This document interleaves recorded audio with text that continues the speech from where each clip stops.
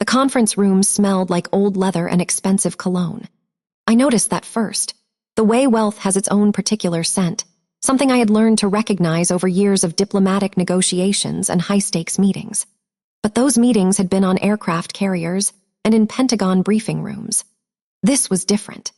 This was a law firm on the 17th floor of a San Diego high-rise, with floor-to-ceiling windows that overlooked the harbor where I had once dreamed of commanding ships. I arrived alone, wearing a simple black dress. No insignia, no indication of rank, just a woman in mourning here to say goodbye to her father one final time. My father had been dead for 3 weeks. Rear Admiral Richard Mercer, retired. A man who had served his country for 35 years, who had commanded destroyers and carrier groups, who had been awarded medals that now sat in a shadow box somewhere in the house I hadn't been welcome in for over a decade. A man who had written me letters in secret, who had tracked my career from afar, who had loved me in the only way Deborah had allowed him to, silently, invisibly, in the margins of his own life. I took a seat at the far end of the mahogany table, away from the family that had never considered me part of it. The attorney, Mr. Castellanos, shuffled papers at the head of the table. He glanced at me once, and something flickered in his eyes, recognition, perhaps, or anticipation. I couldn't tell. I kept my face neutral, the way I had learned to do in countless crisis situations where showing emotion could cost lives. Deborah swept in moments later, dressed in designer black that probably cost more than my first month's salary as an ensign. Her children followed, Preston in an ill-fitting suit that strained across his shoulders, Sloane in something that looked more appropriate for a cocktail party than a will reading. Her husband Bradley trailed behind, checking his phone. "Well," Deborah said, her voice carrying that familiar edge of performative surprise. "Look who finally decided to show up after all these years." I said nothing. I had learned long ago that silence was its own form of power. Preston dropped into a chair across from me, his eyes sweeping over my plain dress with obvious disdain. "Let me guess, you're here because you need money. Finally realized that little government job doesn't pay the bills." Sloane leaned toward her husband, whispering loudly enough for me to hear. "Sad, isn't it? Dad barely mentioned her, and now she shows up with her hand out." My hands remained steady on the table. I had held those same hands firm while ordering emergency maneuvers in typhoon conditions.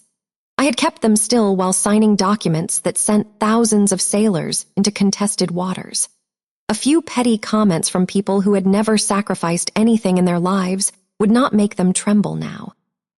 Deborah settled into the chair closest to the head of the table, my father's chair, I realized, in any room he entered. She had always positioned herself as close to his authority as possible, even now that he was gone. "I still don't understand why she's even here," Deborah said to the attorney, as if I weren't sitting 10 feet away. "Richard made his wishes very clear. His legacy belongs to his real family." Mr. Castellanos opened his mouth to respond, but Deborah wasn't finished. She turned to face me directly, and I saw the full weight of 15 years of hatred burning in her eyes.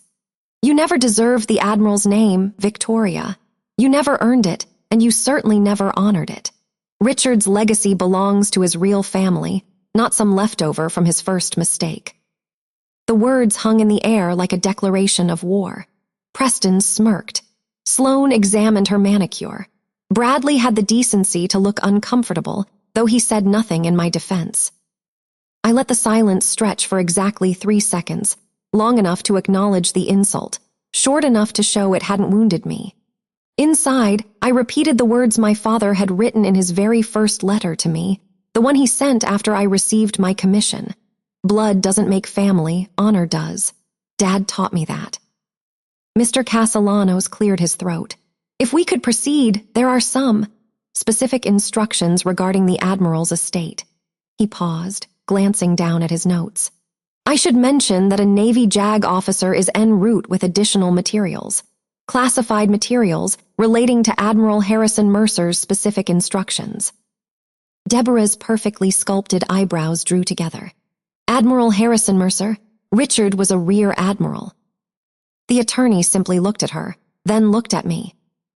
And for the first time since I had walked into this room, I allowed myself to feel something other than grief.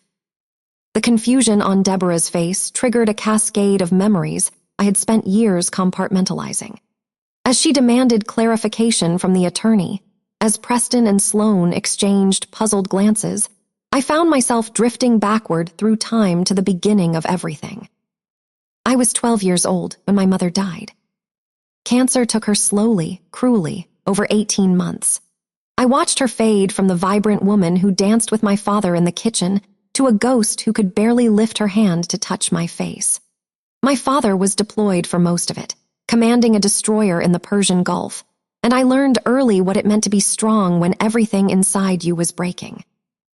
I learned to change her IV bags, to crush her pills and mix them with applesauce, to hold back my tears until I was alone in my bedroom at night. The night she died, I made her a promise. I held her hand, so thin I could feel every bone beneath papery skin, and told her I would make her proud. I would carry the Mercer name with honor. I would become someone worthy of the sacrifice she had made, raising me alone during all those long deployments, never once complaining about the life she had chosen when she married a Navy man. She smiled at me, that beautiful, tired smile that still visits me in dreams, and whispered, "You already make me proud, Victoria. You always have." 3 days later, my father came home for the funeral. Rear Admiral Richard Mercer, decorated war hero, the man I had seen command rooms full of officers with a single glance, stood at his wife's grave and wept like a child. I held his hand throughout the service, and I thought, we will survive this together. We are all each other has now. I was wrong. Deborah appeared 2 years later at a Navy charity gala my father had been obligated to attend. She was beautiful, polished, 15 years younger, and knew exactly how to comfort a grieving widower. She laughed at his jokes. She listened to his stories. She made him feel alive again in a way I, a 14-year-old girl consumed by my own grief, could not. Within 6 months, she had moved into our home. Within a year, she was wearing my mother's ring. I tried to accept her at first. I was desperate for stability, willing to believe my father's happiness mattered more than my discomfort. But Deborah made it clear from the beginning that I was not part of her vision for this new family. The Christmas card incident showed me the truth. I was 16, home from the boarding school Deborah had insisted I attend for my own good. I walked into the living room to find them taking family photos in front of the tree, Deborah, Preston, Sloane, and my father. A professional photographer was adjusting the lighting, telling them to move closer together. No one had told me. No one had waited. "Can I be in the photo?" I asked, hovering in the doorway. Deborah turned, and that smile appeared, the one she reserved for cruelty disguised as reason. "Oh, Victoria, we didn't want to bother you. You looked so tired from your trip. Besides, this is really for Richard's Navy colleagues. You know how these things are." The photographer snapped another shot. My father's eyes found mine across the room, and I saw something in them that looked like apology, but he said nothing. He just turned back to face the camera. I found him alone in his study later that evening, staring at a photo of my mother on his desk. "I'm sorry, sweetheart," he said quietly. "She told me you didn't want to be in the photos, that you were upset about something at school and wanted to be left alone." I understood then. This would be my life, Deborah controlling the narrative, my father caught in the middle, and me slowly being erased from my own family history. The erasure accelerated over the next 2 years. Holidays became exercises in exclusion. Thanksgiving flight information would arrive the day before, too late to book reasonable tickets. Oh, I must have forgotten to send it earlier. These things slip my mind with so much going on. Christmas gifts from the family would include nothing for me, an oversight Deborah always claimed. She was so sorry, so terribly busy. My bedroom was converted into a guest room while I was at school. "We needed the space, Victoria. You're hardly ever here anyway." Preston, 3 years older than me, had tried to follow in my father's footsteps. He made it through OCS selection but washed out in the first month, failed the psychological evaluation, though the family never discussed it directly. I overheard Deborah on the phone once, blaming the unfair standards and the biased instructors. After that, Preston's resentment toward anything connected to my father's naval legacy became venomous. He got a job at a defense contractor through my father's connections and spent family gatherings bragging about his military industry experience while sneering at my career. Sloane was subtler in her cruelty. She married Bradley, a trust fund attorney whose family summered in the Hamptons and wielded her status like a weapon. Every interaction reminded me of my perceived failures. No husband, no children, no real career. Still doing that little government job, Victoria? That's nice. Bradley just made partner. She never asked what I actually did. None of them did.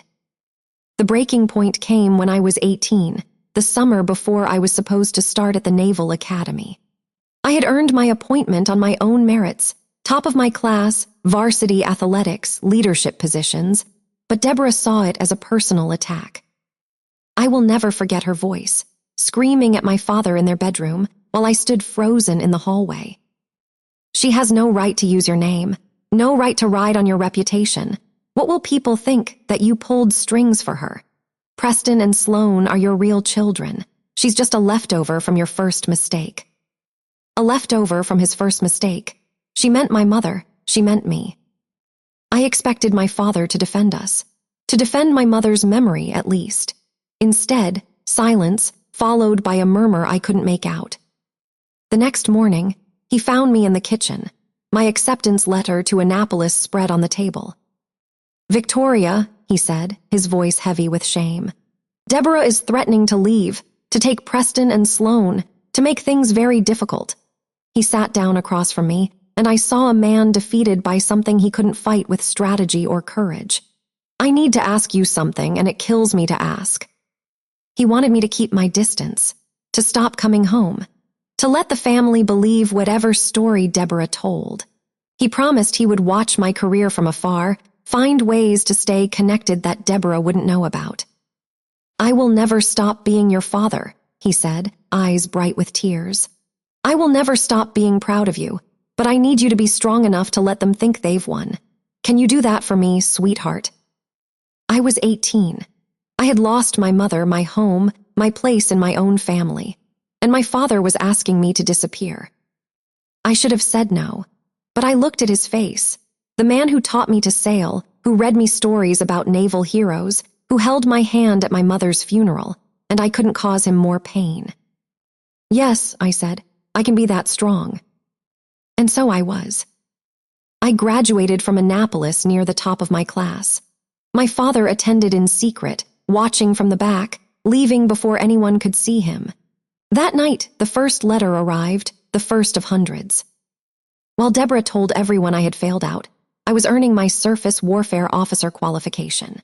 While Preston bragged about his contractor connections, I was taking command of the USS Hamilton at 32, one of the youngest destroyer captains in the fleet. While Sloane planned society weddings, I was leading carrier strike groups through contested waters, negotiating maritime treaties, saving 3,000 lives during typhoon relief operations. At 38, I was promoted to Rear Admiral, the same rank my father had retired at. I sent him a photo in dress whites, stars on my shoulders. He wrote back, "You have surpassed me in every way. Your mother is smiling." At 42, I became a 4-star admiral, commander of the Pacific Fleet, 200 ships, 140,000 personnel, responsibility for peace across half the world's oceans. His last letter arrived 2 weeks before he died. "When the time comes, let them see who you became. Trust me one last time." Now, watching Deborah sneer with complete confidence, I realized my father had been planning one final mission. He had kept his own secrets too. Mr. Castellanos shuffled his papers nervously while Deborah's confusion hung in the air unanswered. I could see him choosing his words carefully, aware that he was sitting on information that would detonate in this room like a depth charge. "Perhaps we should proceed with the initial reading," he said diplomatically. "The JAG officer should arrive within the hour." Deborah composed herself, smoothing invisible wrinkles from her black designer dress. "Fine, let's get this over with." She shot me a look of pure contempt. "Some of us have actual grieving to do." I remained silent, my hands folded on the mahogany table. I had learned long ago that responding to provocation only gave it power. on the bridge of a destroyer, in the command center of an aircraft carrier, in high-stakes negotiations with foreign admirals. Silence was often the most powerful weapon in my arsenal. The attorney began reading the preliminary documents. Standard legal language about the estate, the properties, the financial holdings. Deborah leaned forward with each mention of value, her eyes gleaming. Preston pulled out his phone to take notes. Sloane whispered to Bradley about which vacation home she wanted. Then Deborah reached into her oversized handbag and produced a document of her own. "Before we continue," she announced, her voice carrying the triumphant edge of someone about to play their winning card, "I think everyone should see this. Richard gave this to me last year. It's his real will, the one that reflects his true wishes before he became confused in his final months." She slid the papers across the table toward Mr. Castellanos, who examined them with a carefully neutral expression. "Mrs. Mercer, I'm aware of this document. However, the will filed with our office supersedes." "That will was obviously influenced," Deborah interrupted. "Richard wasn't thinking clearly. Anyone could see that." She turned to address the room as if presenting to a jury. "According to Richard's true wishes, the estate is to be divided among his real family. Preston and Sloane will each receive 40%, and I will retain the family home and remaining assets." She paused for effect, then looked directly at me. "Victoria is to receive her mother's jewelry, a sentimental gesture, nothing more.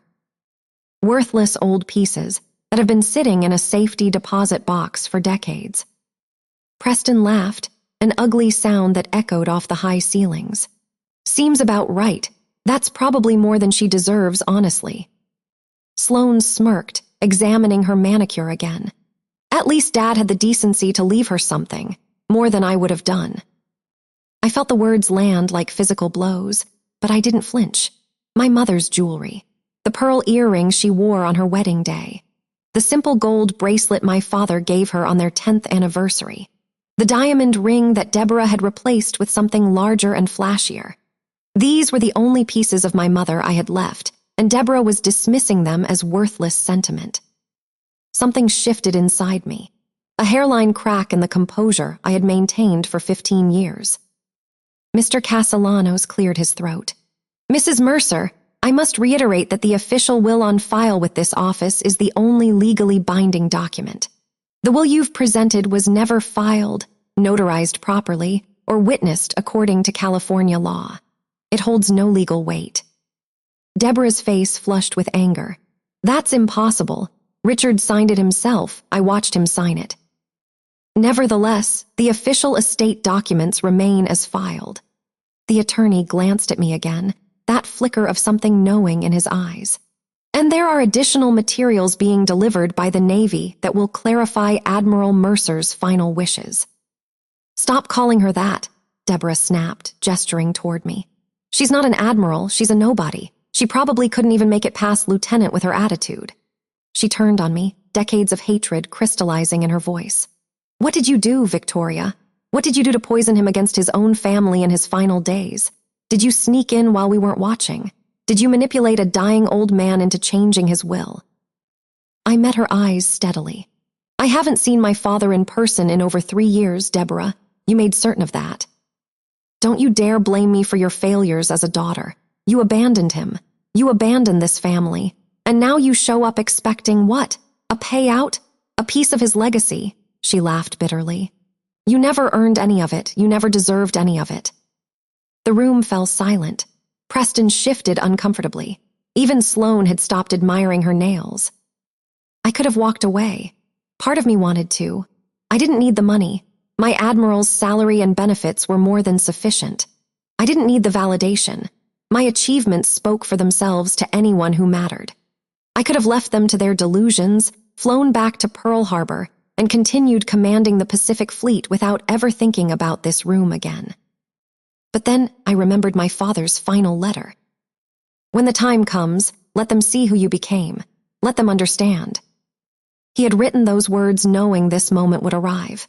He had spent months, maybe years, preparing for it. Every letter he sent me, every promotion he celebrated in secret, every achievement he documented in his own private files, it had all been leading here. I thought about 15 years of silence. 15 years of protecting a family that had never wanted me. 15 years of watching from the margins while Deborah rewrote history and erased my mother's memory piece by piece. My phone buzzed in my purse. I retrieved it calmly, ignoring Deborah's indignant huff at my rudeness. The message was from Commander Chen, my senior aide. Admiral, JAG officer arriving at location. Full honors detail assembled per RADM Mercer's instructions, awaiting your signal. My father had arranged everything. Full honors protocol for an admiral's family estate transfer. He had known exactly how this day would unfold, and he had planned his final mission with the same precision he brought to every naval operation of his career. I stared at the message for a long moment, feeling the weight of decision pressing down on me. For 15 years, I had honored my father's request for silence. I had let Deborah win every battle because he had asked me to, because keeping the peace had mattered more to him than the truth. But he was gone now, and his final order had been clear. I typed a single response, "Send them in." Then I placed my phone face down on the table and looked up at the family that had spent 15 years trying to erase me. "You asked what I did to deserve his legacy, Deborah," I said quietly. "I think you're about to find out." Before she could respond, the conference room door opened and Mr. Castellanos' assistant appeared, looking pale and slightly overwhelmed. "I'm sorry to interrupt," she said, her voice wavering, "but there are military officers here, quite a few of them.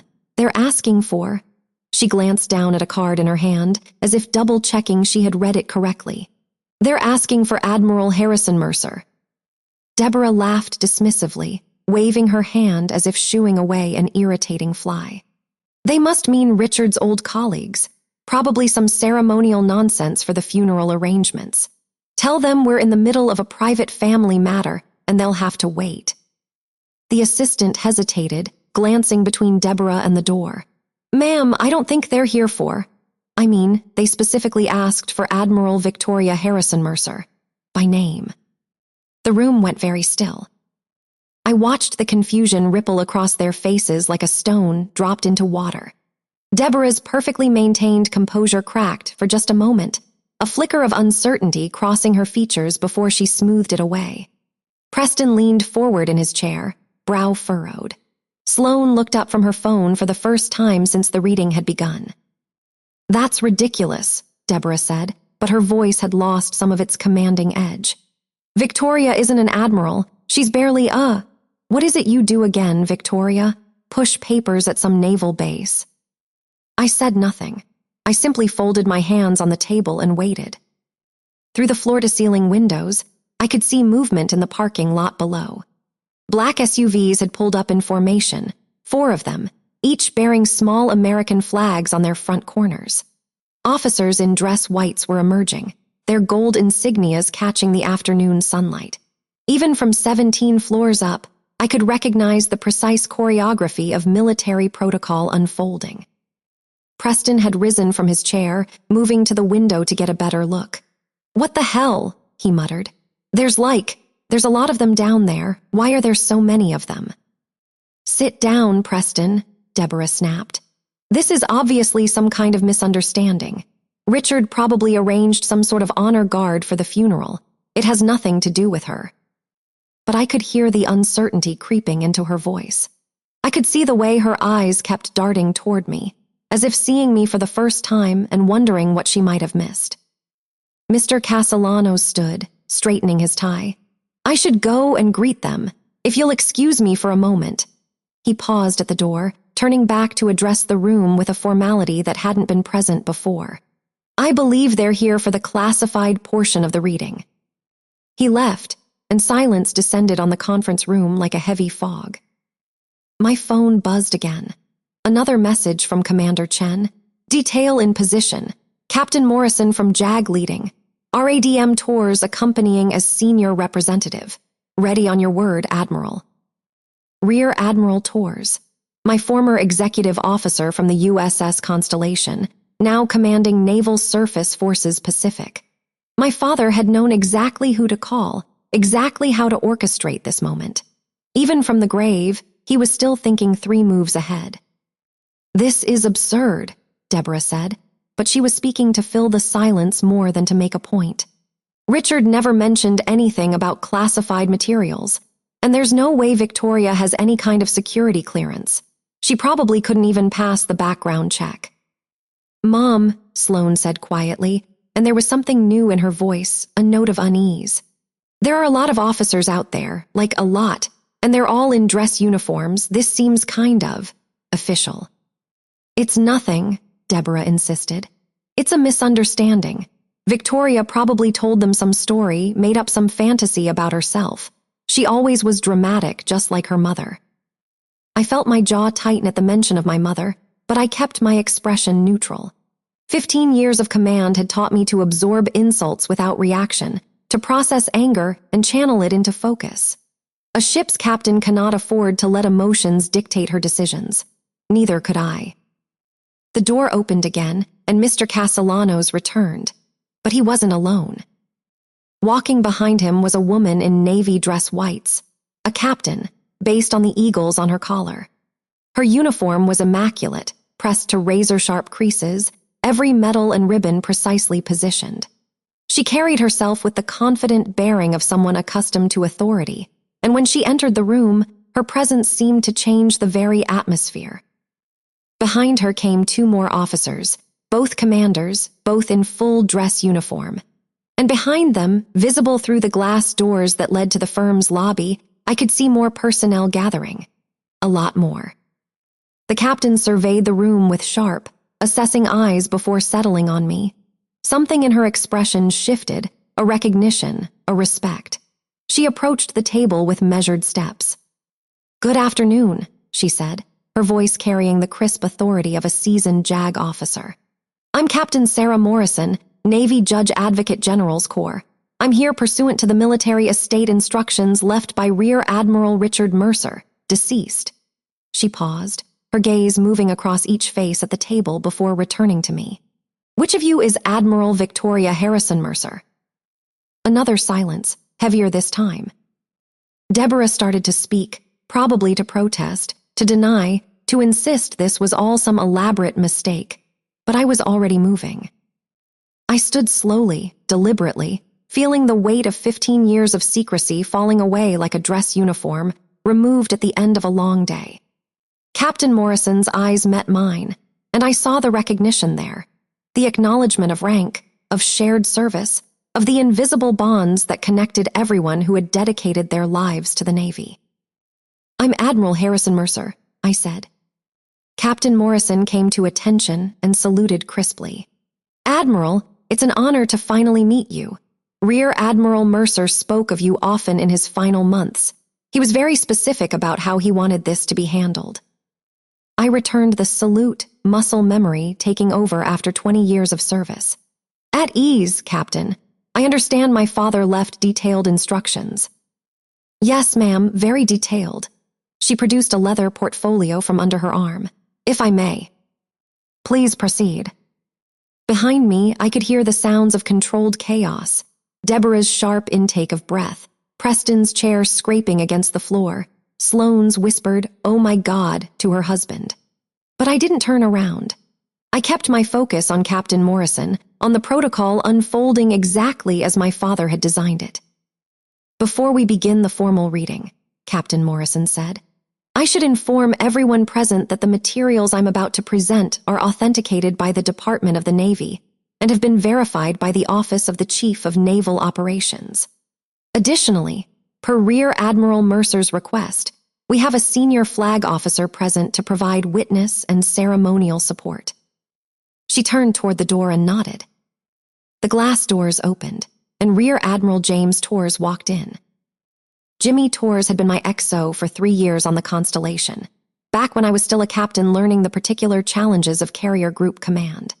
He had gone on to his own distinguished career, and now he commanded all surface forces in the Pacific, technically my subordinate, but always my friend.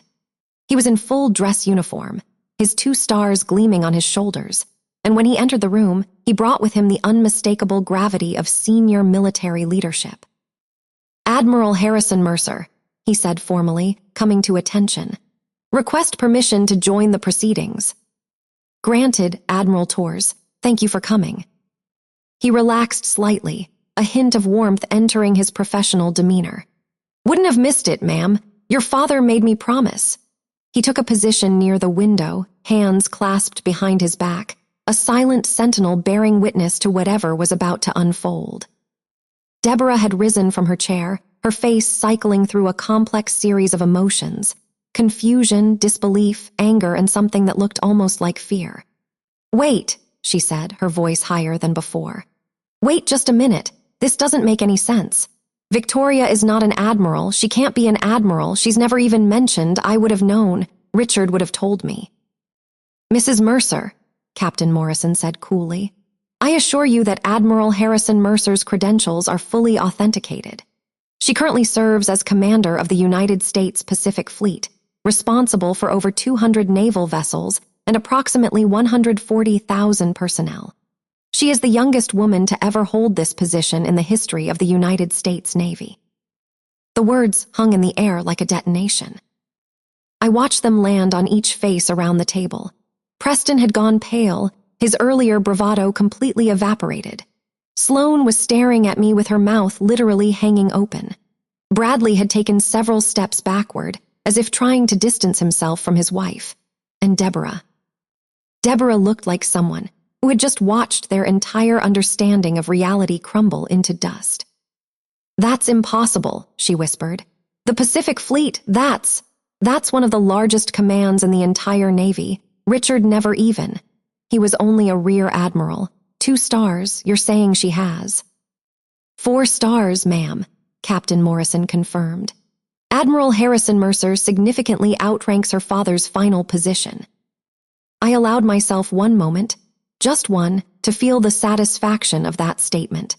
Then I turned to face my stepmother directly, and I said the words I had been holding inside for 15 years. "Blood doesn't make family, Deborah. Honor does. My father knew that. He always knew that." The silence that followed was absolute. Captain Morrison allowed the silence to hold for a moment before she moved to the head of the table, where Mr. Castellanos had been sitting. The attorney quietly stepped aside, yielding the position to her without a word. This was no longer a civilian proceeding. This was military protocol, and everyone in the room seemed to understand that instinctively. "With your permission, Admiral," Captain Morrison said, "I'll proceed with the reading of Rear Admiral Mercer's military testament." "Please continue, Captain." She opened the leather portfolio, revealing a stack of documents bearing official Navy seals and stamps. Behind her, the glass doors opened again, and 2 more officers entered, a lieutenant commander carrying a wooden case with brass fittings, and a petty officer first class holding a triangular shadow box covered in black velvet. My breath caught in my throat. I knew what those items were. "Rear Admiral Richard Mercer executed this military testament on March 15th of this year," Captain Morrison began, her voice carrying clearly through the silent room. "It was witnessed by Captain Thomas Bradley of the Navy JAG Corps and Commander Lisa Huang of the Bureau of Naval Personnel. It has been authenticated by the Office of the Chief of Naval Operations and filed with the Department of the Navy." She lifted the first page and began to read.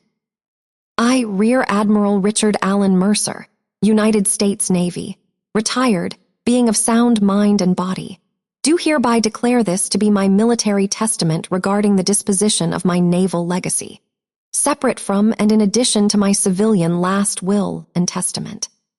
Preston shifted uncomfortably in his seat. Sloane had finally closed her mouth, but her face remained frozen in an expression of stunned disbelief. Deborah stood rigid, her hands gripping the back of her chair so tightly that her knuckles had gone white. Captain Morrison continued reading. "Throughout my 35 years of service to this nation, I accumulated certain items of military significance: medals, commendations, ceremonial items, and personal effects related to my naval career. It has always been my intention that these items pass to someone who would understand their meaning and honor their legacy." She paused, looking up briefly to meet my eyes before continuing. "To that end, I bequeath my complete military legacy, including but not limited to my Distinguished Service Medal, my Legion of Merit, my Bronze Star, my personal flag, all ceremonial swords and presentation items, all photographs and correspondence related to my service, and all other items of military significance, to my daughter, Admiral Victoria Harrison Mercer, Commander of the United States Pacific Fleet. The words seemed to echo in the conference room. I felt them settle into my chest like an anchor finding the bottom of the sea, heavy, grounding, permanent. She carries the name with more honor than I ever did, Captain Morrison read, and I heard my father's voice in every word. She is my legacy. She has always been my legacy, and I have never been prouder of anything in my life than I am of who she has become. Tears pricked at the corners of my eyes, but I blinked them back. Not yet, not in front of them.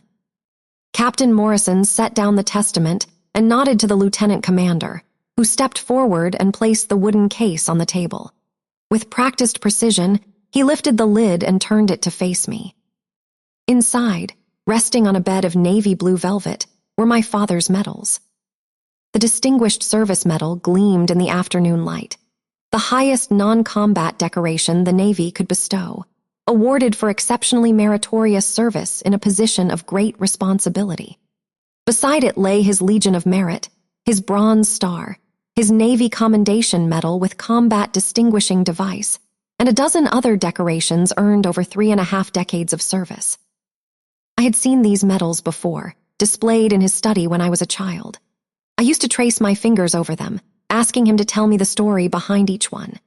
He would lift me onto his lap and describe distant oceans and dangerous missions, his voice warm with memory. Those were the moments when I first fell in love with the Navy, not with the power or the prestige, but with the sense of purpose, of service, of being part of something larger than yourself. Now they were mine. Admiral, the lieutenant commander said formally, these are entrusted to you per Rear Admiral Mercer's instructions. Thank you, Lieutenant Commander. They will be honored. The petty officer stepped forward next, presenting the shadow box. When the black velvet covering was removed, I saw my father's burial flag, the American flag that had draped his coffin, now folded into the traditional triangle, 13 folds representing the original colonies, the Union blue facing upward with the stars visible. But there was something else in the case. Beneath the flag, carefully preserved, was another flag, smaller, personal. My father's personal command flag, the one that had flown aboard every ship he commanded. 2 stars on a field of blue, the symbol of a rear admiral's authority. And pinned to the velvet beside it was a note in his handwriting. For my Victoria, fly this beside your own, and remember that you were always my proudest achievement. This time I couldn't stop the tears. They slid silently down my cheeks as I reached out to touch the glass covering his flag. Somewhere behind me, I heard Sloane's sob, though whether from grief or shock or something else entirely, I couldn't tell. Captain Morrison allowed a respectful moment of silence before continuing. Rear Admiral Mercer also left a personal letter to be read at this time. It was sealed and has remained unopened until now, per his instructions. She produced a cream-colored envelope from the portfolio, my father's handwriting spelling out my name across the front in his distinctive script. Would you prefer to read this privately, Admiral? Captain Morrison asked softly. I looked at the envelope, then at the faces around the room. Deborah's pale fury, Preston's slack-jawed incomprehension, Sloane's tear-streaked confusion. For 15 years, they had believed their version of events. For 15 years, they had told themselves I was nothing, nobody, a failed daughter who couldn't even maintain a relationship with her own father. They deserved to hear the truth. Please read it aloud, Captain. She nodded, broke the seal, and unfolded the letter. My dearest Victoria, she read, and her voice softened slightly, taking on the cadence of intimate correspondence rather than official documentation. If you're hearing this, then I am gone, and the secret we have kept for so long is finally being revealed. I need you to understand why I asked you to stay away, and why I am breaking that silence now. I gripped the edge of the table, steadying myself. When I married Deborah, I made a terrible mistake. I was grieving your mother, lonely and lost, and I reached for the first hand that seemed to offer comfort. I didn't see Deborah for what she was until it was too late, until she had already turned you into an enemy in your own home. By the time I understood what was happening, you were already suffering, and I was too weak to stop it. Deborah made a strangled sound, protest, perhaps, or denial, but no one acknowledged her. She threatened to destroy me if I chose you over her, to drag my name through the mud, to claim things about our marriage that would have ended my career and disgraced everything I had worked for. I was afraid, Victoria. I am ashamed to admit that, but it's true. I was afraid, and I let my fear cost me my daughter. Captain Morrison paused, glancing at me. I nodded for her to continue. So I asked you to be strong enough for both of us. I asked you to carry the burden of our separation while I remained too cowardly to fight for you openly. And you did it, Victoria. You did it without complaint, without bitterness, without ever once throwing my failure in my face. You simply went out into the world and became extraordinary. The tears were flowing freely now. I didn't try to stop them. I watched your career from afar with more pride than I have ever felt for anything in my life. Every promotion, every commendation, every challenge you overcame. I celebrated them in secret, writing letters I should have delivered in person, saving newspaper clippings I should have framed on my wall for everyone to see. When you took command of the Pacific Fleet, I was in my hospital bed, and a nurse found me weeping. She thought I was in pain. I told her, "No, I'm just so proud it hurts." A sound escaped my throat, half laugh, half sob. Rear Admiral Torres, standing by the window, had bowed his head slightly. "I am sorry I could not protect you in life, Victoria. I am sorry I was too weak to be the father you deserved. But I can give you this in death, the truth. Let them see who you became while they were laughing. Let them understand that the daughter they dismissed built a legacy that will outlast every petty cruelty they ever inflicted." Captain Morrison turned to the final page. "Your stepmother will never understand what honor means. But you do. You always did. Blood doesn't make family, Victoria, honor does. And you have more honor in your smallest action than they will accumulate in their entire lives."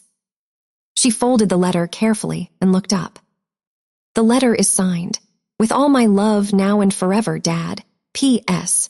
You are the only one I was ever truly proud of." The room was silent except for the distant hum of the building's air conditioning. Through the windows, I could see more officers gathering in the lobby below. Word had spread, apparently, and my father's final tribute was drawing witnesses from across the Navy community.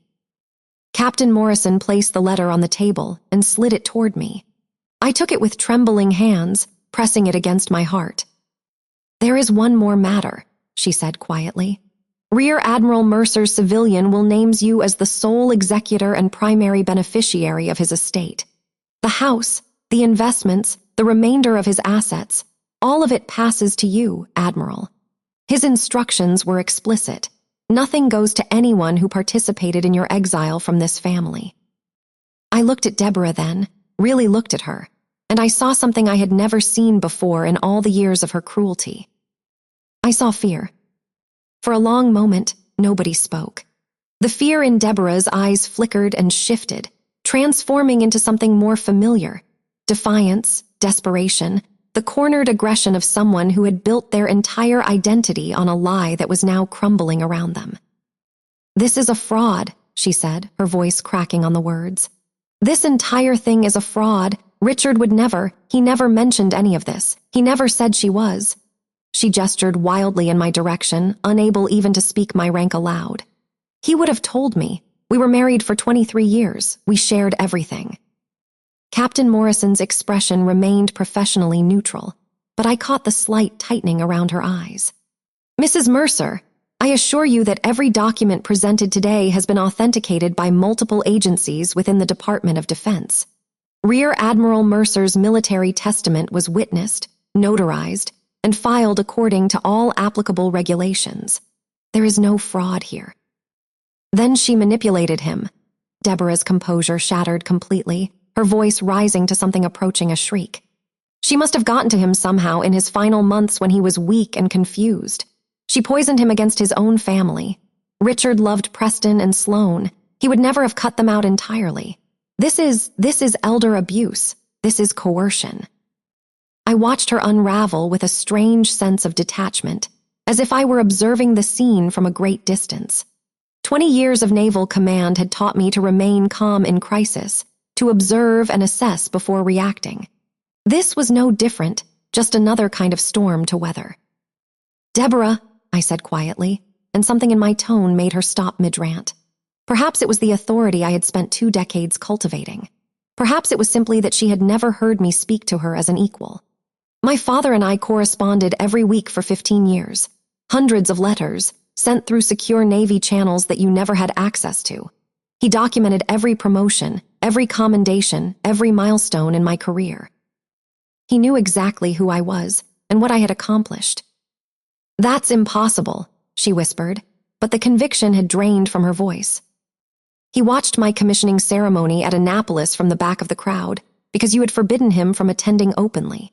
He was there when I took command of the USS Hamilton, disguised as an observer from another command. When I was promoted to Rear Admiral, he sent me a bottle of champagne that had been in his family for 3 generations. I paused, letting the weight of each revelation settle. "You thought you had erased me from this family, Deborah. But you only erased me from your version of it." Preston finally found his voice.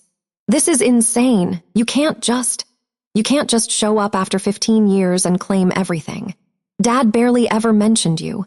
You were like a ghost, someone who used to exist but didn't matter anymore." I turned to face him, and he actually flinched backward in his chair.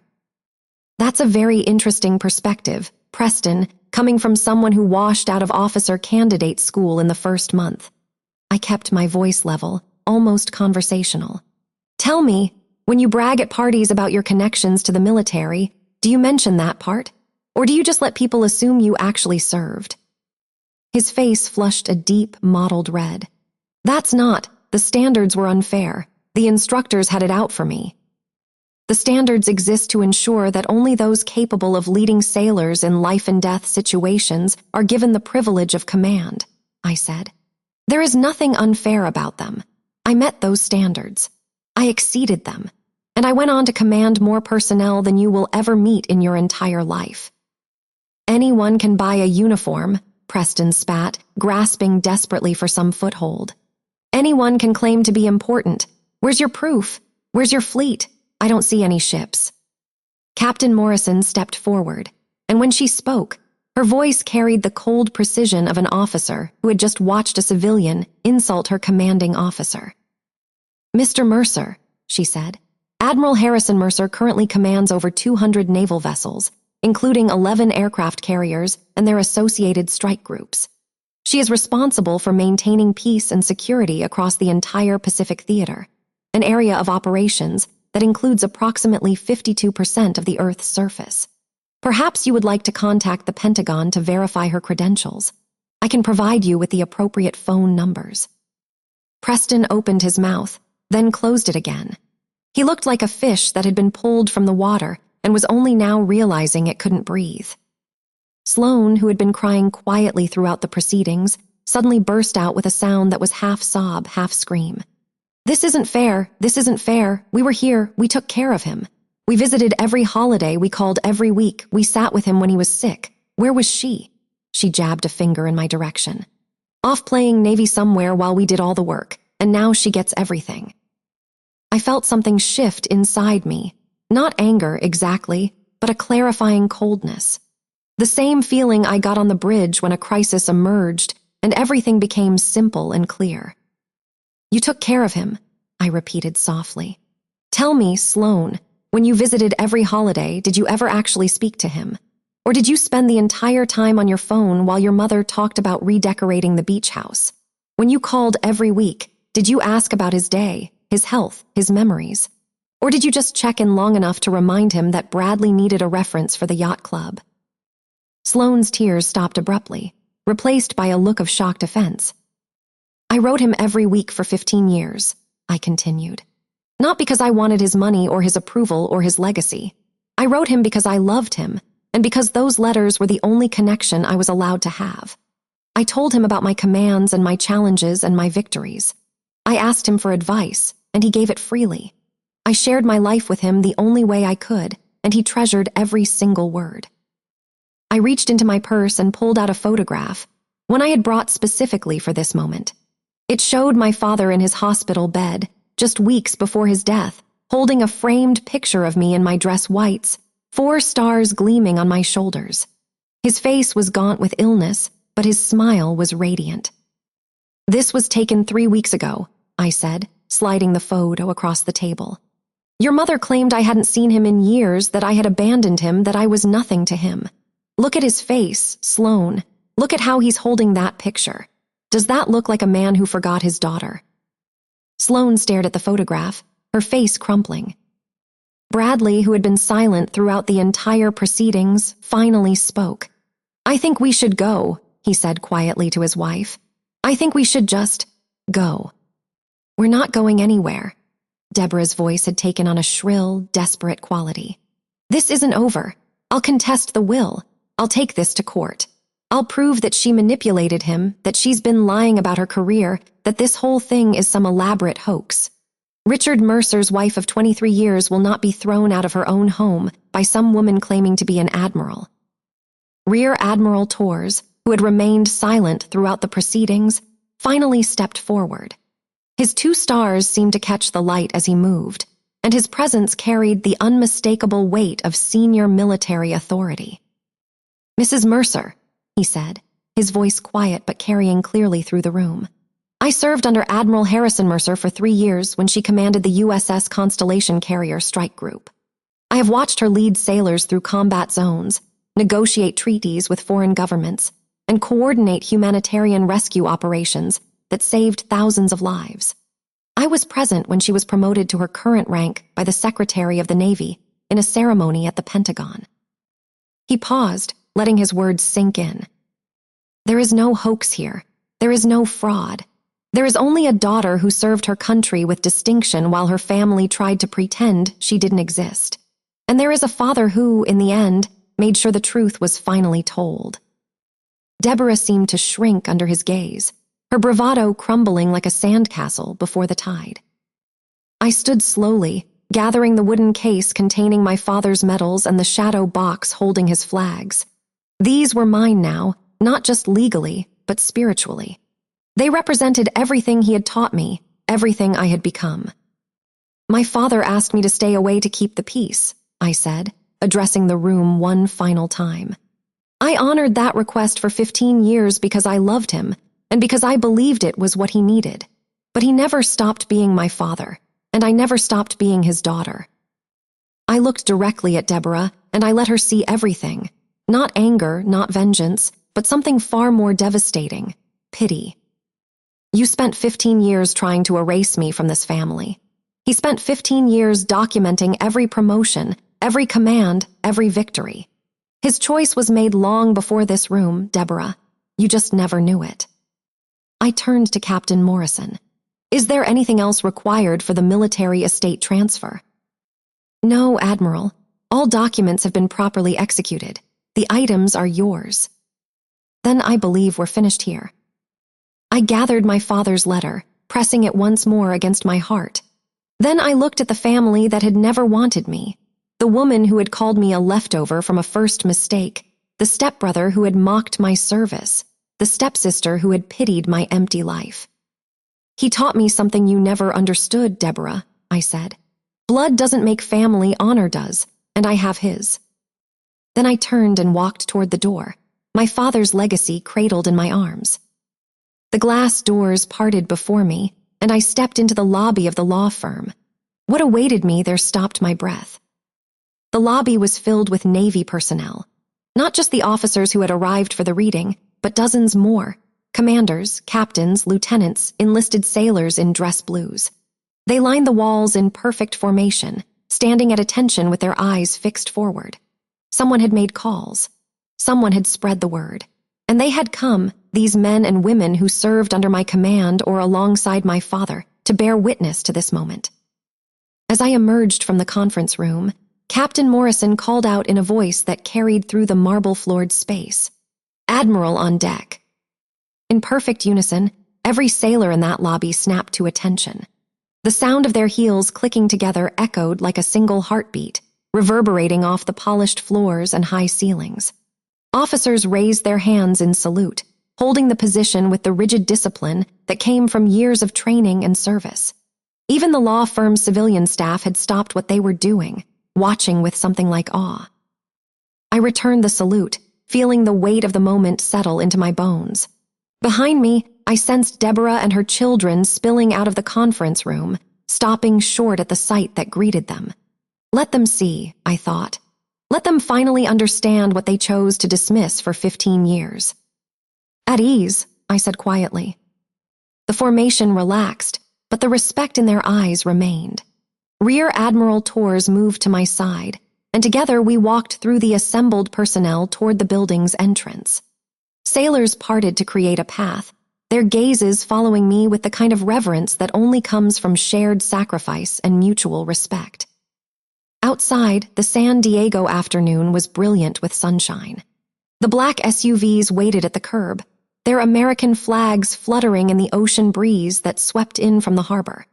An honor guard had formed at the building's entrance, 4 sailors in dress whites standing at rigid attention, their white gloves gleaming in the sunlight. I paused at the threshold, turning back one final time to look at the lobby I was leaving behind.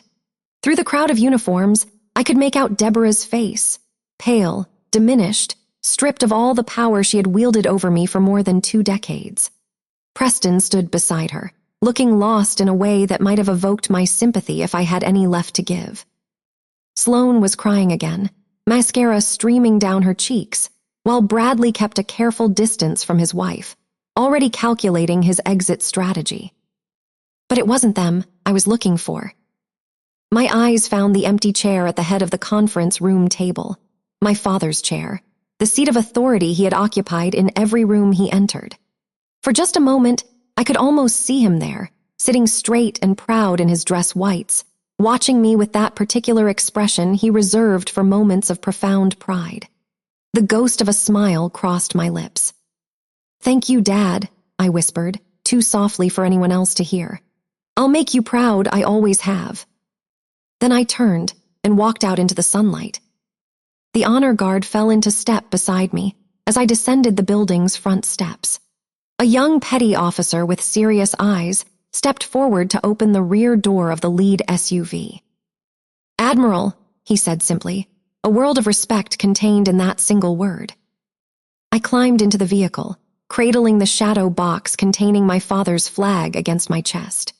Rear Admiral Torres slid into the seat beside me, and the door closed with a solid thunk that seemed to seal one chapter of my life and open another. "Pearl Harbor?" my driver asked, meeting my eyes in the rearview mirror. "Pearl Harbor," I confirmed. "Take us home." The convoy pulled away from the law firm, the American flags on each vehicle catching the afternoon breeze. I didn't look back. There was nothing behind me that I needed anymore. Everything that mattered, my father's love, his legacy, his final gift, I carried with me. As we merged onto the highway toward the Naval Air Station, I finally allowed myself to open the last piece of my father's legacy, a small envelope that had been tucked into the shadow box beneath his flag. Captain Morrison had noticed it during the ceremony, but had said nothing, understanding instinctively that some things were meant to be private. The envelope was worn, as if it had been handled many times before being sealed. My name was written on the front in my father's handwriting, not the formal script of his military testament, but the looser, more personal hand he used in his letters to me. I extracted a single sheet of paper, my hands trembling slightly. "My dearest Victoria," I read silently, the words blurring through my tears.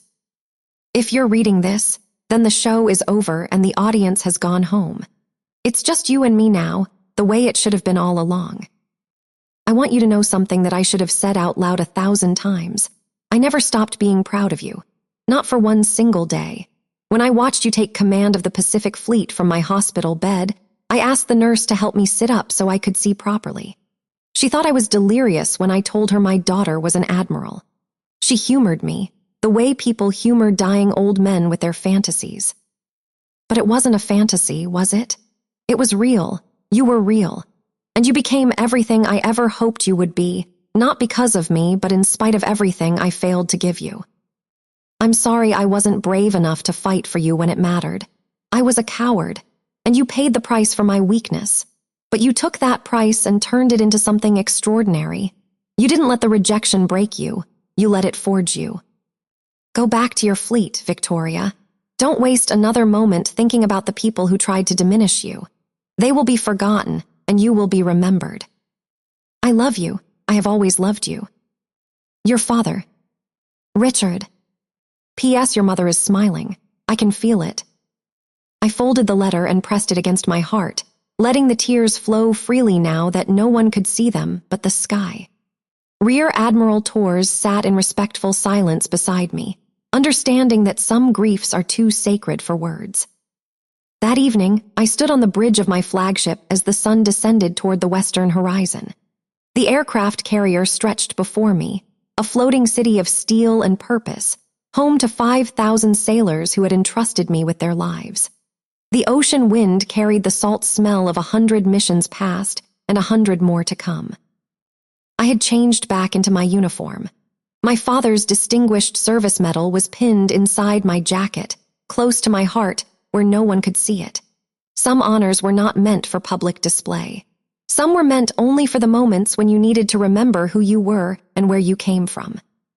Commander Chen approached quietly. Admiral, the estate transfer has been legally finalized. Mrs. Mercer's attorney has already been in touch about contesting the will, but Mr. Castellanos doesn't anticipate any issues.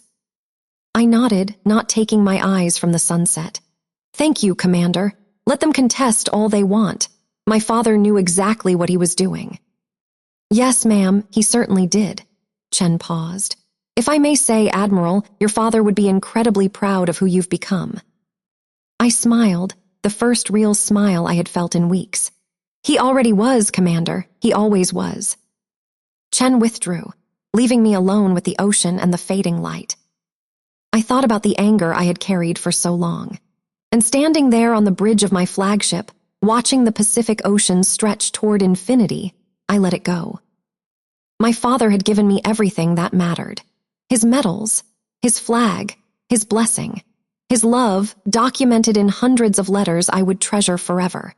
The people who had tried to destroy me would spend their remaining years knowing they had failed. That was enough. I touched the medal hidden inside my jacket, feeling its weight against my heart. I am Admiral Victoria Harrison Mercer, I said softly, the words carried away by the wind. And I finally carry his name the way he always wanted, with honor. The sun slipped below the horizon. Somewhere beyond that light, I knew my father was watching. And I knew, at last, that he was proud.